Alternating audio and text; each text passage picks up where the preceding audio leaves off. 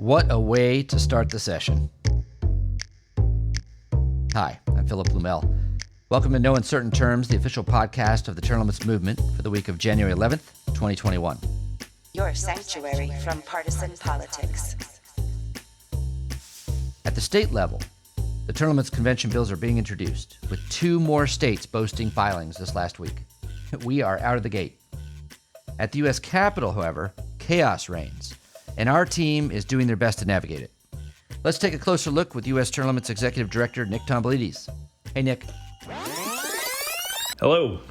In the last podcast, I started off lead story with the fact that there's a new session of Congress just starting and that we had our U.S. Term Limits Congressional Term Limits Amendment Resolution introduced in both houses.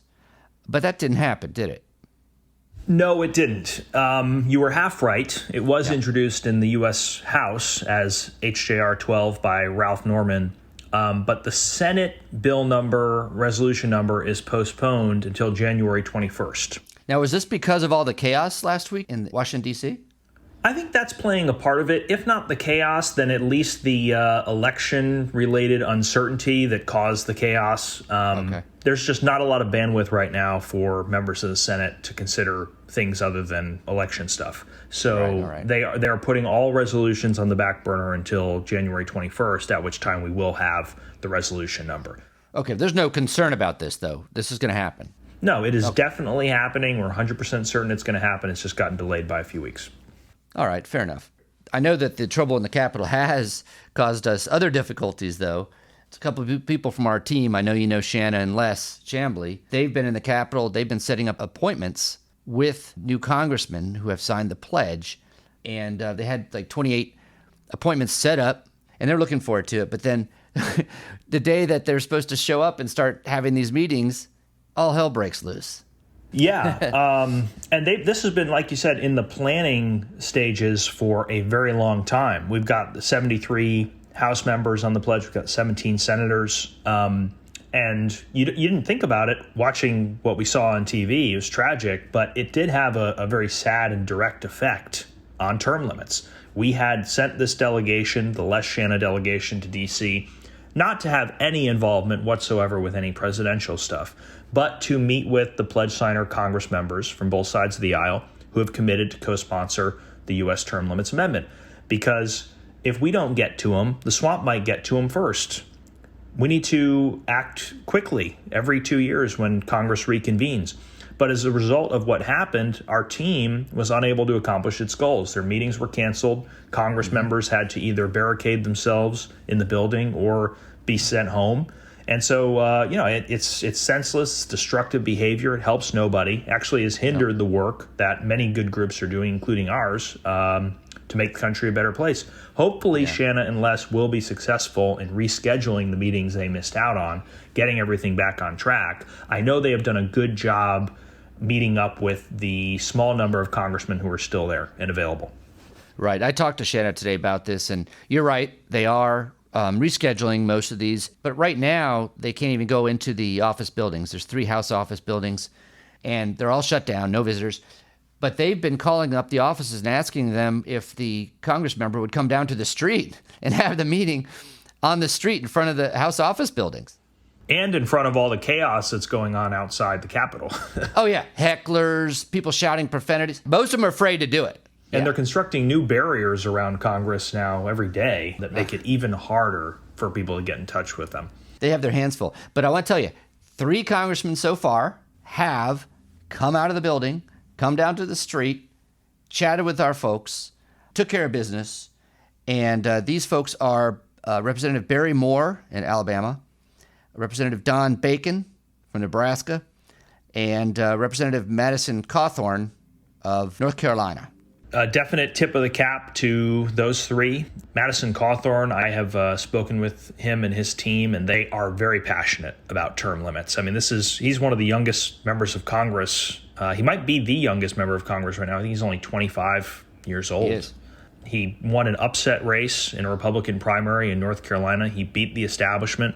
And he's saying, we need youth, we need fresh ideas, we need new perspectives in Washington, D.C., and he's adamant that he represents all of that, and we're grateful that he came down and made the time to meet with us. Yeah. It's notable, too, that he's confined to a wheelchair. So for him to come down to the street required they come out a special entrance of the House office building, come up or down a hill. I forget what she said. And it took some effort for him to get there and to do this. And then he even agreed to make a short video for us there on the street in front of the House office building. In fact, let's roll that. All right. Hello, everybody. Madison Cawthorn here. I was wanting to reach out to you just to make a personal appeal that you need to support term limits. I can tell you career politicians is what has created the division that we have in our country. They're not here looking out for normal Americans. They're here looking out for their own special interests. So please join me in supporting term limits. Thanks. So we appreciate that. Thank you very much, Representative Cawthorn. Yeah, and if you're listening now and you want to help us spread the word and get that video out there and around, go on our Facebook page, U.S. Term Limits on Facebook. Just click the like button, click the share button, help us spread the message. Hello, this is Scott Tillman, the National Field Director with U.S. Term Limits. We need a constitutional amendment for term limits. Amendments to the Constitution are proposed in a couple of ways. First, by states calling for a convention. Second, by Congress proposing an amendment. Amendments in Congress require 2/3 majority of both the House and the Senate before they are sent to the states for ratification. We now have legislation introduced in the U.S. House, H.J.R. 12. H.J.R. stands for House Joint Resolution. Amendments are proposed by resolution. Joint resolutions are resolutions that will also need to pass in the other body, in this case the Senate. The Senate version of the Term Limits Amendment has not yet been introduced. We expect it on January 21st. Already, we have 27 members sponsoring this legislation. Every cycle, we present pledge signers with a plaque to recognize them for pledging to support term limits in Congress. This plaque also helps as an opportunity for us to remind them to co-sponsor the resolution. This year, we have over 90 members who will be receiving plaques. Shanna and Les Chambly and their children had scheduled appointments with 27 members to deliver plaques during the first 2 weeks of session. Unfortunately, because of the events at the Capitol on January 6th, only 3 of those plaques were delivered before the other 24 appointments were canceled. We need your help delivering plaques to members in their districts. If you're willing to help, please contact us and we'll help you to coordinate an appointment with the pledge signer in your area. Email us at pledges@termlimits.com. That's PLEDGES @termlimits.com. Amending the Constitution is rightfully difficult, and we need your help to get term limits for Congress. We ask candidates for Congress and candidates for state legislature to sign a pledge to help us pass the Term Limits Amendment. It's easiest to get these candidates to sign before they become legislators, and we have many special elections that are already scheduled for 2021. Already, we have 3 pledges from candidates in special elections. If you're able to help contact candidates and ask them to sign the U.S. Term Limits Pledge, please email me at pledges@termlimits.com. Someone else who came down and also did a video was Representative Don Bacon of Nebraska. And what's notable about that is that he took the opportunity to endorse the Article 5 state approach to limiting terms of the U.S. Congress, which I thought was pretty special, particularly coming from a federal Congress member. Let's hear that one, too. Hi, I'm Don Bacon out of Omaha, Nebraska, and I support the term limits efforts.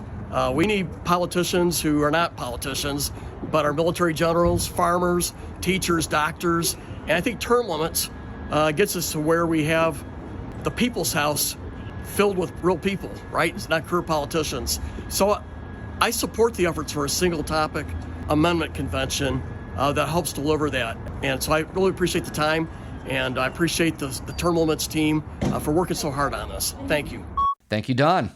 This is great because Congress members have no obligation to weigh in on whether state legislatures should be mobilizing past term limits convention resolutions.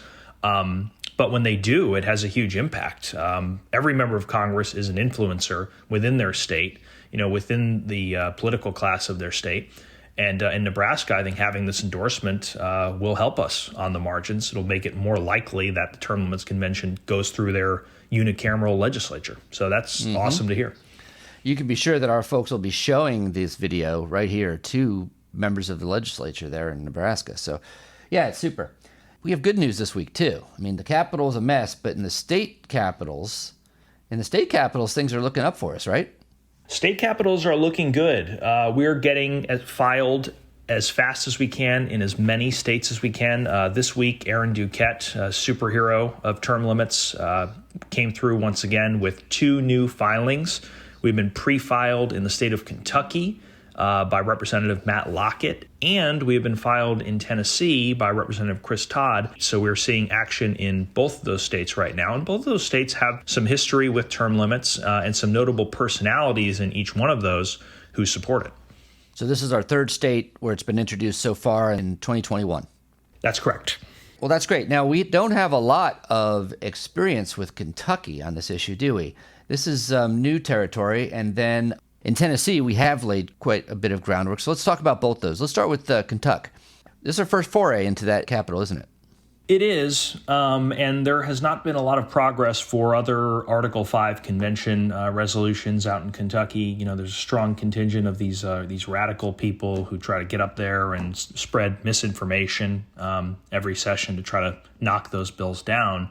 But, you know, we are making progress in that war.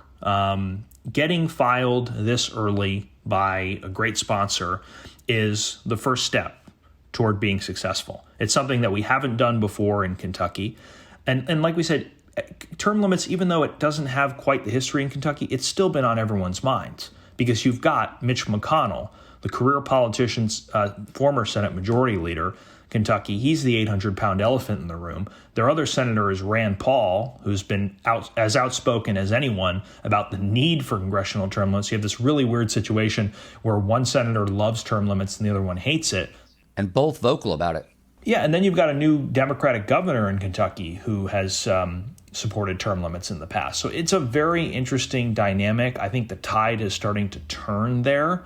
Obviously, the poll numbers, as they are everywhere, are astronomical in Kentucky, and that always gives us a good shot. We don't need to create new term limit supporters. We just need to leverage the support that's already there. Right. So what about Tennessee? We've been there before. We have. I've been there many times, barnstorming. Tennessee, quite a history. You know, it goes back to the 90s. Fred Thompson was a senator from there, and he was like a term limits pioneer during his time in the Senate. He might have been the most outspoken senator on the issue during the 1990s. And around that time, you had the 3 biggest counties in the state enacted 8 is enough for the local officials. You had Nashville, Shelby County, which is Memphis, and then Knox County, the 3 biggest cities, 3 biggest counties in the state, enacted term limits.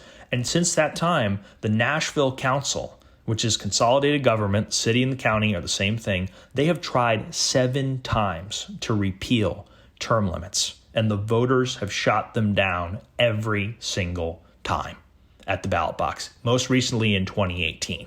So the people of Tennessee are on fire for this issue. We've got that fresh poll showed 78% of the state favors term limits for Congress. We've got 2/3 of people who live in Tennessee say they will be more likely to support their state legislator if he votes for the term limits convention. It means there's a natural opening for us for congressional term limits to enter the fray. 3 years ago, the state legislature made an effort at passing the TLC. That went all the way to the floor of the state Senate, but it fell short. This year, we intend to pick up where we left off and finish the job. Great. All right. Indiana, Tennessee, Kentucky. And there's more to come.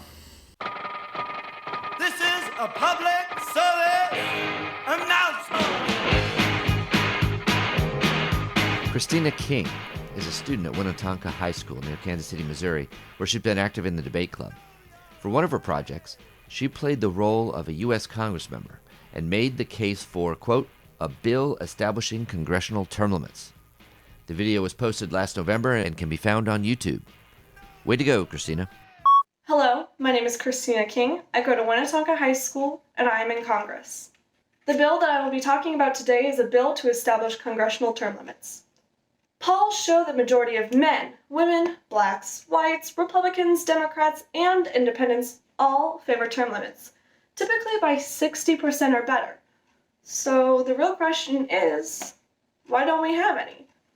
Ever since the 1951 Constitution Amendment to limit how long a president could be, well, a president, there have been many times where Congress term limits were brought up, and, well, why not? Having term limits would harm absolutely nobody. Well, besides people trying to stay in Congress for half a century, but no one would do that, right? Actually, Robert Beard was in the Senate for 51 years, 5 months, and 26 days.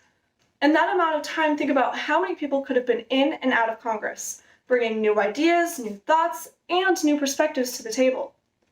America is called the melting pot of cultures. Our Congress should represent that. Congress term limits can do that and much, much more. We're looking at a dozen or more states this year where we're actively pushing the bill. And we're organized in most of these states. I mean, and this isn't like the Ron Popeil oven that you see advertised on late night infomercials at 2 a.m. where you set it and forget it. Like, we are actually working these resolutions in every single one of these states. We're working with the sponsors. We're working with the volunteers. This is going to be a very dynamic year for our movement.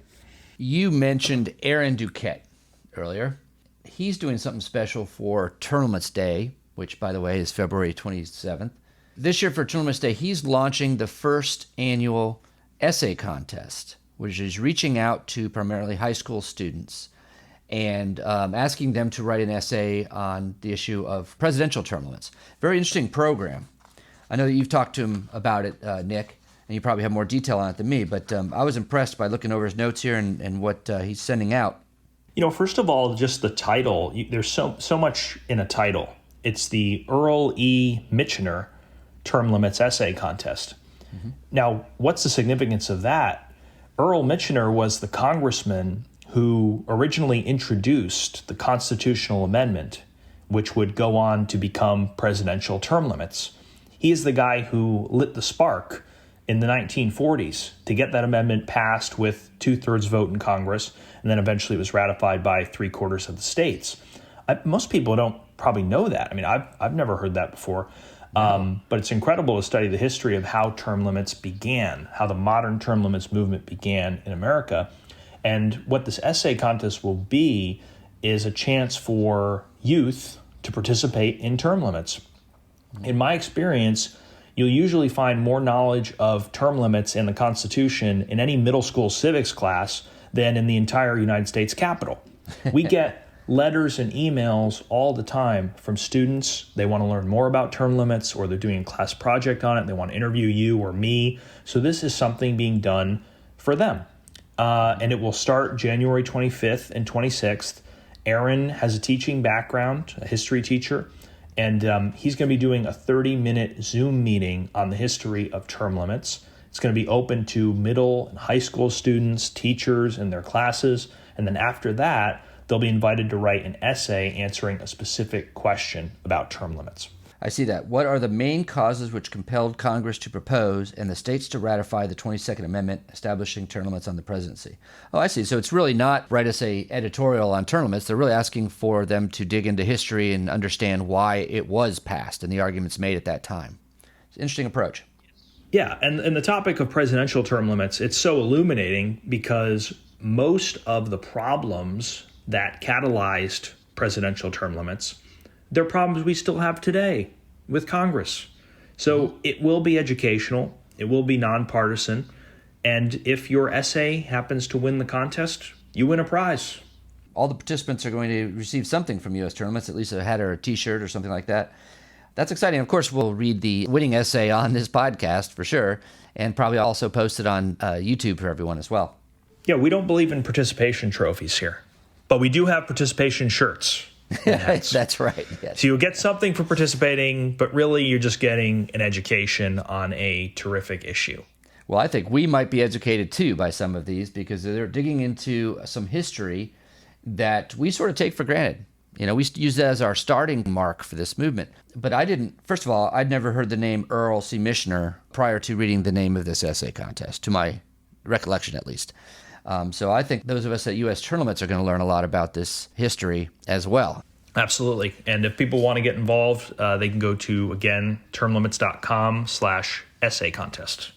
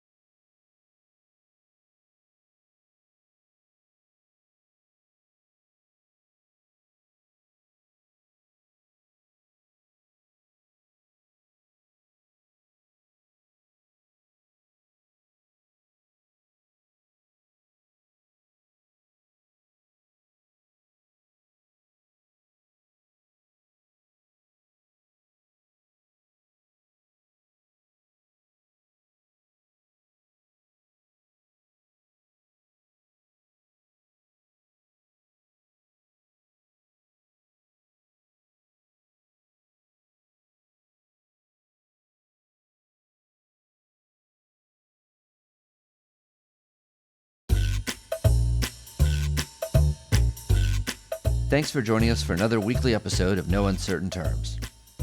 After an election year, which saw voters send more term limits pledge signers to Congress and the state legislatures than ever before, U.S. Term Limits is gearing up for the 2021 legislative sessions.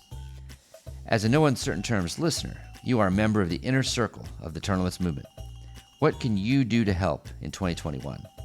Let us know at termlimits.com/volunteer21. Sign up as a volunteer and answer some simple questions about what kind of work you'd feel comfortable doing to help advance the Congressional Term Limits Amendment. That's termlimits.com/volunteer21. Hey, and don't forget to mark your calendars for Term Limits Day, February 27th. Thank you. We'll be back next week. The revolution isn't being televised. Fortunately, you have the No Uncertain Terms podcast.